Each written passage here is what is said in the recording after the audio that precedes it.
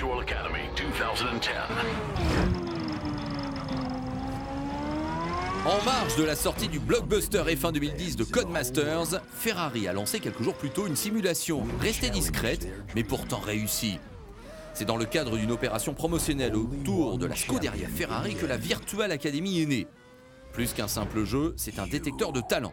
Chaque semaine, les meilleurs temps sont richement récompensés à travers de prestigieux lots badgés du cheval cabré. À terme, le pilote virtuel le plus performant sur tous les circuits gagnera un stage à la Ferrari Driver Academy. C'est cette même école qui a pris sous son aile un certain Jules Bianchi, l'un des meilleurs espoirs français à l'heure actuelle. Mais revenons-en au jeu lui-même.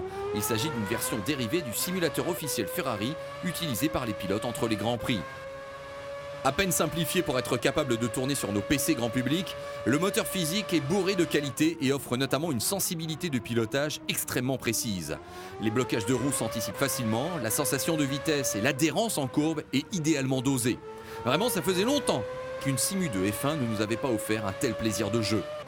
Cet enthousiasme a toutefois des limites. Une fois revenu au stand, pour 15 €, Ferrari Virtual Academy ne propose pour le moment que la F10 et le tracé de Fiorano.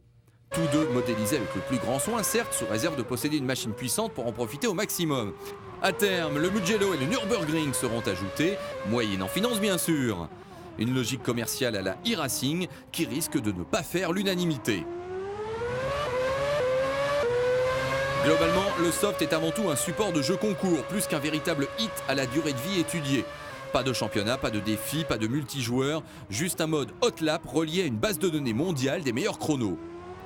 On regrettera également le peu d'options, de paramétrage des commandes, imposant ainsi de s'habituer à l'extrême sensibilité de direction.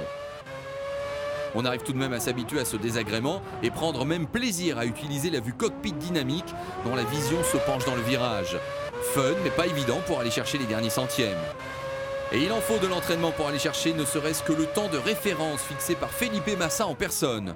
Pour aider à détrôner le pilote brésilien, le jeu intègre un système de télémétrie. C'est la seule option technique mise à disposition puisque les réglages personnalisés de la monoplace ne sont pas implémentés.